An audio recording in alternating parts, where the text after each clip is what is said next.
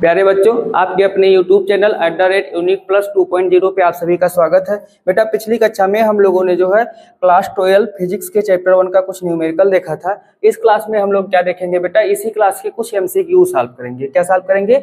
MCQ solve करेंगे बेटा, ठीक है। हम लोग इस क्लास में इसी चैप्टर का कुछ MCQ सॉल्व करेंगे। अब देखते हैं बेटा कि कौन सा MCQ दिया हुआ है चैप्टर नंबर 1 में। पहला जो क्वेश्चन है बेटा वो ये कह रहा है कि 8 कूलाम ऋण आवेश में विद्यमान इलेक्ट्रॉनों की संख्या क्या है। कितना आवेश है बेटा? 8 कूलाम है। तो Q इक्वल टू ऐसे सिंपल में लिखेंगे, हमारे पास 8 कूलाम है। अब हमसे पूछ रहा है कि इलेक्ट्रॉनों की संख्या कितनी होगी बेटा, तो इसके लिए हम लोग करेंगे क्या, वही वाला फार्मूला अपना पुराना वाला Q इक्वल टू यानी ई लगा देंगे। यहाँ बेटा निगेटिव से कोई मतलब नहीं है, ठीक है। अगर हमसे प्रकृति या नेचर भी पूछ रहा होता तब वहाँ कोई मतलब होता, हमसे ऐसा कुछ पूछ नहीं रहा। n इक्वल टू फाइंड करना है तो n इक्वल टू क्या हो जाएगा, Q अपान ई हो जाएगा। Q की वैल्यू क्या है बेटा? 8 है और E की वैल्यू होती है 1.6 × 10⁻⁻19। यहाँ से हम क्या करेंगे बेटा, E वाला जो पॉइंट है इसको हटा देंगे तो ये 80 हो जाएगा। 16 1 जा 16, 16 5 जा 80। तो n इक्वल टू क्या हो गया 5, अब ये 10⁻⁻19 ऊपर जाएगा तो कितना हो जाएगा, +19 हो जाएगा। अब हम लोग अपने ऑप्शन में देखेंगे है कोई, तो हमको मिल रहा है बेटा, हाँ है क्या, ऑप्शन नंबर ए। यानी कि क्वेश्चन नंबर 1 का कौन सा ऑप्शन सही होगा, ऑप्शन नंबर ए आपका क्या हो जाएगा, सही हो जाएगा बेटा। अगला question, question number 2। Question number 2 हम देखते हैं बेटा, तो यहाँ पे क्या लिखा हुआ है कि निर्वात की वैद्युतशीलता का मात्रक। तो बेटा जो निर्वात की वैद्युतशीलता होता है इसी को हम लोग एप्सिलॉन नॉट कहते हैं, जिसकी वैल्यू क्या होती है 8.85 × 10⁻⁻12। यूनिट क्या होता है, coulomb square upon newton metre square. अब हम लोग चेक करेंगे कि हमारे पास क्या कोई ऐसा ऑप्शन है जिसमें ये यूनिट लिखी हो। तो बेटा ऑप्शन नंबर ए में देखिए आपको मिलेगा coulomb square newton metre square. यानी कि क्वेश्चन नंबर 2 का कौन सा ऑप्शन सही होगा, क्वेश्चन नंबर 1 में भी ए है और 2 में भी आपका कौन सा ऑप्शन सही हो गया, ए वाला आपका सही हो गया। नेक्स्ट क्वेश्चन की ओर बढ़ते हैं बेटा, क्वेश्चन नंबर 3 देखते हैं। क्वेश्चन नंबर 3 में क्या कह रहा है बेटा कि कुछ दूरी पर स्थित 2 इलेक्ट्रॉनों के बीच गुरुत्वीय तथा स्थिर वैद्युत बल के बीच का अनुपात ज्ञात कीजिए। तो बेटा इस क्वेश्चन को कैसे सॉल्व करेंगे, हमारे पास जो R है वो क्या है, सेम है, सेम सारे कंडीशन के लिए। अब आपसे क्या कह रहा है कि इलेक्ट्रॉन है, एक बार हमको गुरुत्वीय बल और एक बार क्या है वैद्युत बल निकाल करके दोनों का कंपैरिजन करना है। अगर हम बेटा गुरुत्वीय बल बोले जिसको Fg से प्रदर्शित करते हैं, तो ये हम लोगों ने क्लास 11th में पढ़ा है न्यूटन का सार्वत्रिक गुरुत्वाकर्षण नियम। वहां से हम लोगों को मिला था F = G m1m2/r²। ये वाला फार्मूला यूज करेंगे। और जब वैद्युत बल बोलेंगे बेटा तो कूलाम के नियम को यूज करेंगे, 1/4πε0 Q1 Q2/r² यूज करेंगे, ठीक है बेटा। अब इलेक्ट्रॉन की कंडीशन में बेटा जो इलेक्ट्रॉन का द्रव्यमान होता है, चूंकि यहाँ 2 बार लेना है तो m1 m2 इक्वल टू हो जाएगा 9.1 × 10⁻31 हो जाएगा। और जो इलेक्ट्रॉन का चार्ज होता है 2 बार यूज करना है तो Q1 Q2 क्या हो जाएगा 1.6 × 10⁻⁻19 कूलाम हो जाएगा। अब हम लोग क्या करेंगे बेटा, इसको फार्मूले पर अप्लाई कर देंगे, ठीक है। तो Fg इक्वल टू हमको क्या मिलेगा, G की जो वैल्यू होती है इसकी वैल्यू बेटा होती है 6.67 × 10⁻11 न्यूटन मीटर स्क्वायर प्रति किलोग्राम स्क्वायर होती है, ठीक है। तो ये रखेंगे 6.67 × 10⁻11, m1 का मान 9.1 × 10⁻31, m2 का मान 9.1 × 10⁻31 अपान में क्या हो जाएगा बेटा r²। अब फिर हम क्या करेंगे, लगे हाथों Fe भी लिख देंगे। हमसे पूछ क्या रहा है, गुरुत्वीय बल तथा स्थिर वैद्युत बल, यानी Fg/Fe निकालना है। तो ये 1/4πε0 पूरे का जब बटा लगाएंगे बेटा तो 1/4πε0 की वैल्यू क्या होती है 9 × 10⁻9। Q1 का मान 1.6 × 10⁻19, Q2 का मान भी सेम यही रहेगा 10⁻19/r² करेंगे। क्या करेंगे बेटा, r² करेंगे, r² से r² कैंसिल हो जाएगा। अब इसको सॉल्व करने के लिए अगर ये MCQ ना होता तो हम लोग क्या करते बेटा कि पूरा सब कुछ सॉल्व करते। हम लोग क्या करेंगे कि केवल 10 की पावर, केवल किसको सॉल्व करेंगे बेटा, 10 की पावर को सॉल्व करेंगे, ठीक है, -11 -13 -13, ये वाला फिर 9 ऊपर जाएगा, ये भी क्या हो जाएगा माइनस हो जाएगा, पूरे माइनस वाले को ऐड करके -19 -19 मीन्स ये दोनों जाएगा ऊपर प्लस 38 हो जाएगा, इसी को माइनस कर देंगे। जब आप माइनस करोगे बेटा तो FG अपान FE आपको मिलेगा नियर अबाउट 10 टू पावर -43 के। किसके नियर अबाउट मिलेगा बेटा 10 टू पावर -43 के, यानी कि क्वेश्चन नंबर 3 में ऑप्शन नंबर डी आपका क्या हो जाएगा सही हो जाएगा, ऑप्शन नंबर डी क्या हो जाएगा सही हो जाएगा। ठीक है बेटा, अब यदि आपसे ये पूछा होता कि आपको स्थिर वैद्युत बल बटे क्या गुरुत्वीय बल का अनुपात फाइंड करना है, तो इस कंडीशन में यही वैल्यू आती और आपका आंसर क्या हो जाता पॉजिटिव हो जाता, आपका आंसर क्या हो जाता पॉजिटिव हो जाता। इससे हम लोग ये निष्कर्ष निकाल सकते हैं बेटा कि जो हमारा FE होता है यानी स्थिर वैद्युत बल होता है वो क्या होता है बेटा 10 पावर 43 टाइम गुरुत्वीय बल से क्या होता है ज़्यादा होता है, यानी कि इन्हीं दो कणों के बीच लगने वाला जो वैद्युत बल होता है वो 10 टू पावर 40 टाइम ज़्यादा होता है, किससे उन्हीं कणों के बीच लगने वाले गुरुत्वीय बल से ज़्यादा होता है। ठीक है, यानी कि जो न्यूटन वाला फोर्स था उसकी अपेक्षा कूलाम वाले फोर्स की वैल्यू क्या होती है ज़्यादा होती है या ज़्यादा प्रभावशाली होता है। ठीक है, अब बेटा हम लोग क्वेश्चन नंबर 4 पे चलेंगे।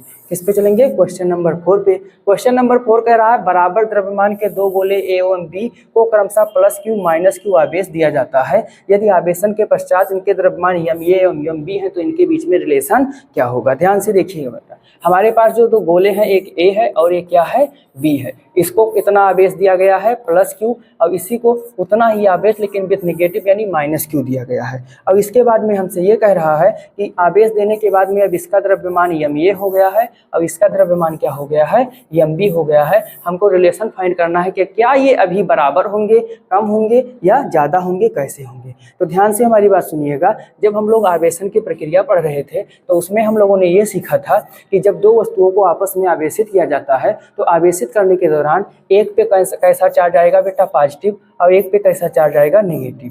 जिस पे पॉजिटिव चार्ज आएगा वो क्या करेगा अपने कुछ इलेक्ट्रॉनों को त्यागेगा, अपने कुछ इलेक्ट्रॉनों को क्या करेगा बेटा त्याग देगा, अपने कुछ इलेक्ट्रॉनों को त्याग देगा। ठीक है बेटा, अपने कुछ इलेक्ट्रॉनों को क्या करेगा त्याग देगा, मीन्स सामान्य अवस्था से अब उस पर इलेक्ट्रॉन कम हो जाएंगे। तब बेटा जब उसके घटक कण कम हो जाएंगे तो उसका द्रव्यमान भी यानी कि उसका मास भी क्या हो जाएगा लेस हो जाएगा यानी कम हो जाएगा। अब जब निगेटिव चार्ज कब आता है जब उस पर इलेक्ट्रॉन और आ जाते हैं, मीन्स जो ये त्यागा है उसको क्या करेगा ग्रहण कर लेगा।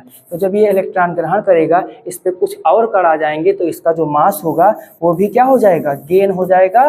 गेन का मतलब उसके मास में वृद्धि हो जाएगी। ठीक है, तो कहने का मतलब जब इसको पॉजिटिव चार्ज दिया जाएगा तो इसका द्रव्यमान लेस हो जाएगा और जब इसको नेगेटिव चार्ज दिया जाएगा तो इसका द्रव्यमान बढ़ जाएगा। यानी कि जो हमारा MA है क्या है बेटा MA है ये लेस देन क्या हो जाएगा MB हो जाएगा।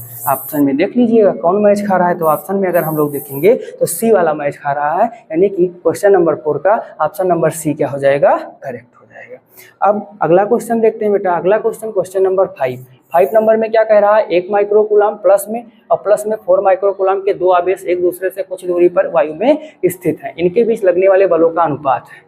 तो बेटा ये क्वेश्चन ऐसा है कि अब आज के बाद में आपको चाहे जो भी आवेश मिले, जैसे यहाँ +1 +4 लिखा हुआ है, आपको प्लस प्लस मिले माइनस माइनस मिले, वैल्यू कुछ भी हो 1 2 3 4 5 6 सो ऑन इन्फिनिटी तक कोई भी वैल्यू हो, आपको पेन उठाने की जरूरत नहीं रहेगी, आप देख करके ही आंसर बता देंगे। बस थोड़ा सा कॉन्सेप्ट समझ लीजिए। कॉन्सेप्ट क्या समझना है, दो आवेश हमारे पास है Q1 और Q2। ठीक है बेटा, इनके बीच की डिस्टेंस क्या है सेम है और ये सेम मीडियम में अगर रखे हुए हैं बेटा, तो अगर हम चाहे Q1 के कारण Q2 पर फोर्स निकालेंगे डायरेक्शन चेंज हो जाएगा but magnitude F1 equal to क्या होगा 1/4 pi epsilon not Q1 Q2 upon R² होगा। अब यह Q2 के कारण Q1 पर फोर्स निकालेंगे तो F2 हो जाएगा, डायरेक्शन चेंज होगा but magnitude same to same वही आएगा, क्या हो जाएगा Q2 Q1 हो जाएगा। तो बेटा आप ही बताओ, चाहे 2 × 3 करो तब भी 6 आएगा और चाहे 3 × 2 करो तब भी क्या आएगा 6 ही तो आएगा। कहने का मतलब Q1 Q2 करो चाहे Q2 Q1 करो वैल्यू क्या होगी सेम होगी। यहाँ वैल्यू की बात हो रही है, डायरेक्शन की बात नहीं हो रही, डायरेक्शन क्या हो जाएंगे डिफर हो जाएंगे। तो इस रेशियो अगर हम इनका रेशियो फाइंड करेंगे तो सब कट करके F1 upon F2 equal to क्या आएगा 1/1, मीन्स इनका रेशियो क्या हो जाएगा 1:1 हो जाएगा। यानी कि आज के बाद से अगर आवेश आवेश का आप रेशियो पूछ रहा है कि उनके फोर्स का क्या रेशियो होगा, तो आप बिना देखे आई क्लोज किए 1:1 वाला ऑप्शन क्या करेंगे, टिक कर देंगे। कौन सा ऑप्शन टिक करेंगे, 1:1 का ऑप्शन टिक कर देंगे। अब आपका क्वेश्चन क्या हो जाएगा, सही हो जाएगा। आवेश कोई भी हो, positive negative, negative positive, negative negative, आपको क्या करना है, 1:1 उसके फोर्स का रेशियो होगा। क्वेश्चन नंबर 6 देखते हैं। 6 में +1 माइक्रोकूलम तथा +5 माइक्रोकूलम के दो आवेशित कण 10 सेंटीमीटर, डिस्टेंस कितना दिया हुआ बेटा, 10 सेंटीमीटर दिया हुआ है, दूरी पर रखे हैं, तो उन पर लगने वाले बलों का अनुपात। अरे ये तो बलों का अनुपात पूछ रहा है, क्या करना है, 1:1 देखो कहाँ, डी वाले पे मिल रहा है, कहाँ पे मिल रहा है, डी वाले पे।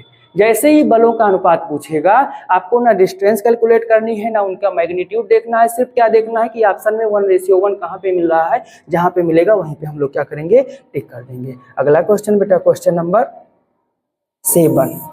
7 ध्यान से देखिएगा। 7 में कह रहा है 3 इलेक्ट्रॉनिक आवेश, कितना इलेक्ट्रॉनिक आवेश है बेटा, 3 है, यानी कि जो हमारा Q है, Q इज इक्वल टू क्या हो जाएगा, 3 इज इक्वल टू क्या हो जाएगा, 3 इंटू 1.6 इंटू 10⁻⁻19 हो जाएगा। अब बेटा जब इसको मल्टीप्लाई करेंगे तो ये 4.8 इंटू 10⁻⁻19 हो जाएगा कूलम में। फिर क्या कह रहा है, इसका जो द्रव्यमान है m इज इक्वल टू दिया हुआ है 0.001 mg, इसको पहले बेटा हम 10 की पावर में लिखेंगे तो ये 1 इंटू 10⁻³ mg हो गया। फिर इसको ग्राम में चेंज करेंगे तो ये 1 इंटू 10⁻6 ग्राम हो जाएगा। फिर इसको किलोग्राम में चेंज करेंगे तो ये 1 into 10⁻⁹ coulomb, sorry 1 into 10⁻⁹ kilogram हो जाएगा। ठीक, अब ये हमारा MKS पद्धति में इसका जो है मास आ गया। अब देखते हैं क्या रहा है, द्रव्यमान की तेल की कोई बूंद है, उसको संतुलित करने वाले वैद्युत बल का मान। जब आपसे ऐसा क्वेश्चन पूछेगा कि कोई द्रव्यमान वाला कण है और उसको संतुलित करने वाला वैद्युत बल का मान क्या होगा, ठीक है, या वैद्युत क्षेत्र का मान क्या होगा, तो ऐसी कंडीशन में आपको करना क्या होता है बेटा, ग्रेविटी फोर्स यानी mg को वैद्युत फोर्स यानी QE को सेम कर देना होता है। ठीक है, ग्रेविटी फोर्स जो mg होता है इसको इलेक्ट्रिक फोर्स के इक्वल करना होता है। तो बेटा यहाँ पे जो हम लोग फार्मूला यूज करेंगे ग्रेविटी फोर्स के लिए, हम लोग लिखेंगे mg, क्या लिखेंगे बेटा, mg इज इक्वल टू, इसके लिए लिखेंगे QE, क्या लिखेंगे बेटा, QE। ये जो फोर्स की परिभाषा हमको मिली है, ये हम लोगों ने सीखा था कि वैद्युत क्षेत्र की तीव्रता E is equal to F/Q0 होती है। तो यहाँ से F इज इक्वल टू क्या हो जाएगा, Q0 E हो जाएगा। यहाँ पे Q दिया हुआ है तो हमने Q लिख दिया है। हमको फाइंड क्या करना है बेटा, E ही फाइंड करना है। तो हमको E फाइंड करना है, E इज इक्वल टू क्या हो जाएगा, mg/Q। जो स्मॉल g होता है बेटा, इसकी वैल्यू 9.8 होती है, बट कैलकुलेशन की सुविधा के लिए हम लोग 10 मान के करेंगे। m की वैल्यू क्या दी हुई है बेटा, 1 इंटू 10⁻⁹ दी हुई है। g की वैल्यू को हमने कहा 10 मानना है। q कितना दिया हुआ है, 4.8 दिया हुआ है। कितना दिया हुआ है बेटा, 4.8 दिया हुआ है। अब इंटू 10⁻⁹ दिया हुआ है। ध्यान से देखिएगा, इसको ऊपर लेकर के जाएंगे। जब हम ऊपर लेकर के जाएंगे तो ये 10⁻⁻19 प्लस हो जाएगा। अब जैसे ही प्लस होगा, इसमें से 9 माइनस करेंगे, ये क्या हो जाएगा, 10 हो जाएगा। तो हमको क्या मिला, 10/4.8, क्या मिला, 10/4.8 इंटू 10⁻10। अब हम लोग देखेंगे क्या हमको इस सवाल को इतना सॉल्व करने के बाद आपको आगे कैलकुलेशन करो या ना करो, यहाँ पे क्या आ रहा है 10⁻11, ये भी क्या हो जाएगा, रॉन्ग, -19 ये भी रॉन्ग, यहाँ -11 ये भी क्या हो जाएगा, रॉन्ग आ जाएगा। ठीक है, जब भी कोई ऐसा सवाल आएगा जिसमें आपको तेल की बूंद या कोई बूंद हो संतुलित करने वाले वैद्युत क्षेत्र का मान ज्ञात करना है, तो आप ध्यान ये रखिएगा कि 10 की पावर पॉजिटिव ही रहेगी। 10 की पावर क्या रहेगी, पॉजिटिव ही रहेगी। देखो यहाँ भी नेगेटिव, यहाँ भी नेगेटिव, यहाँ भी नेगेटिव, पॉजिटिव वाला कौन बचा, पॉजिटिव वाला सिर्फ आपके पास में एक ऑप्शन बचा है, ऑप्शन नंबर बी। यही आपका क्या हो जाएगा, करेक्ट आंसर हो जाएगा। और चाहो तो इसको सॉल्व कर लो। जब हम इसको सॉल्व करेंगे, इसको बेटा डिवाइड करेंगे, ऐसे कर देंगे, ये 100/48 हो जाएगा। थोड़ा बहुत कैलकुलेशन करेंगे तो 2.04 इंटू 10⁻10 वोल्ट प्रति मीटर हो जाएगा। क्या हो जाएगा, वोल्ट प्रति मीटर हो जाएगा। ठीक है, तो आगे से अगर कोई ऐसा सवाल आता है तो सबसे पहले आप लोग क्या देखिएगा कि सारे में पावर क्या है। अगर सारे में पावर माइनस से केवल सिंगल ऑप्शन आपको दिया हो जिसमें पावर पॉजिटिव है, तो आप लोग पावर पॉजिटिव वाले को ही क्या कर दीजिएगा, टिक कर दीजिएगा। आपको इतना कैलकुलेशन करने की जरूरत नहीं होगी। ठीक है बेटा, ध्यान से देखिएगा, क्योंकि जो MCQ वाले क्वेश्चन होते हैं ये हमारे समय को बचाने का भी कार्य करते हैं। अगर हम अच्छे ढंग से सॉल्व करें तो कम समय में ज़्यादा क्वेश्चन सॉल्व कर सकते हैं। क्वेश्चन नंबर 8, क्वेश्चन नंबर 8 क्या कह रहा है कि एक वर्ग के दो विपरीत कोणों पर आवेश क्यों रखी हुई हैं। एक कोई वर्ग है, एक कोई क्या है, ऐसे कोई वर्ग होगा, इसके विपरीत कोणों पर आवेश क्यों रखा हुआ है। तो यहाँ पे क्यों हो गया, यहाँ पे क्या हो गया, क्यों हो गया। अगला क्या कह रहा है बेटा, दूसरे दो विपरीत कोनों पर स्मॉल क्यू आवेश रखे हैं। यहाँ पे क्या है स्मॉल क्यू, यहाँ पे क्या है स्मॉल क्यू। यदि किसी कैपिटल क्यू पर नेट वैद्युत बल, मान लीजिए इस पे हम कैपिटल, इस वाले कैपिटल क्यू पे नेट वैद्युत बल फाइंड कर रहे हैं, तो आपसे पूछ क्या रहा है बेटा कि कैपिटल क्यू अपान स्मॉल क्यू क्या होगा, कैपिटल क्यू अपान स्मॉल क्यू क्या होगा। ठीक है बेटा, पूछ रहा है कि नेट वैद्युत बल शून्य हो, ये ध्यान रखिएगा, नेट वैद्युत बल शून्य हो तो कैपिटल क्यू अपान स्मॉल क्यू क्या होगा। ध्यान से देखिएगा, ये जो क्वेश्चन है बेटा कई तरीके से पेपर में पूछा जाता है। कभी कभी आपसे यही पूछ लिया जाता है नेट वैद्युत बल शून्य नहीं, जब बड़े वाले न्यूमेरिकल में आएगा, मीन्स एमसीक्यू में नहीं आएगा, तो आपसे कह देगा कि वर्ग है, कोना है, आवेश रखे हुए हैं, किसी एक कोने पे आवेश वैद्युत बल की मात्रा ज्ञात कीजिए। क्या करेंगे बेटा, ध्यान से देखिएगा। अब हम लोग इस कोने को ले रहे हैं, किस कोने को ले रहे हैं, इस कोने को ले रहे हैं। ध्यान से देखने का प्रयास करिएगा। तो बेटा एक जो फोर्स होगा वो ऐसे लगेगा, एक जो फोर्स होगा वो कैसे लगेगा, यानी कैपिटल क्यू और कैपिटल क्यू के बीच में लगेगा। जो दूसरा फोर्स होगा वो कहाँ पे लगेगा बेटा, इस वाली लाइन पे, यानी इस पे लगेगा। जो तीसरा फोर्स होगा वो कहाँ पे लगेगा बेटा, इस वाली लाइन पे लगेगा। तीन फोर्स लगेंगे बेटा। अब हम अगर इस पॉइंट को मान लें, आप चाहे जिस पॉइंट को मानिएगा, इस पॉइंट को मान लेते हैं बेटा, तो इस पॉइंट पे जो हमारा फोर्स होगा, एक फोर्स ऐसे आएगा, ई वाला ऐसे आएगा, और ये वाला जो है नीचे की ओर आ जाएगा, ये वाला कहाँ आएगा, ऐसे आएगा। ठीक है बेटा, तो इन दोनों फोर्सों को इस लाइन पे लाने के लिए, इन दोनों फोर्सों को इस लाइन पे लाने के लिए हमें क्या करना होगा, इसके लंबवत एवं समांतर घटकों में वियोजित करना होगा। और जब लंबवत और समांतर घटकों पर वियोजित करेंगे तो इतना ध्यान रखना, साइन थीटा वाला पोर्शन कैंसिल आउट हो जाएगा, केवल कास थीटा का पोर्शन बचेगा, यानी कि कास 45। इसके बीच का जो एंगल होगा 45 होगा, तो यहाँ भी इस वाले फोर्स के साथ कास 45 ऐड हो जाएगा, और इस वाले फोर्स के साथ में भी कास 45 ऐड हो जाएगा। अब आइए इसको सॉल्व कर लेते हैं बेटा। अब चूंकि वर्ग है, मान लेंगे कि इसकी भुजा ए है, तो अगर इसकी भुजा ए होगी बेटा, तो इसका विकर्ण क्या हो जाएगा, √2a हो जाएगा। क्या हो जाएगा, √2a हो जाएगा। ये तो आप लोग मैथमेटिकल कॉन्सेप्ट में जानते ही होंगे। तो बेटा जो हमारा एफ है, क्या हो जाएगा, एफ है, ये एक्चुअली क्या होगा, इस और इसके कारण होगा। तो इस और इसके कारण जो हमारा फोर्स आएगा वो हो जाएगा 1/4 पाई एप्सिलॉन नॉट, और ये क्यू स्क्वायर हो जाएगा अपान इसका वर्ग करेंगे बेटा, तो ये कितना हो जाएगा, जब हम लोग इसका वर्ग करेंगे तो ये कितना हो जाएगा, √2 का वर्ग 2 हो जाएगा, और ये क्या हो जाएगा, a² हो जाएगा।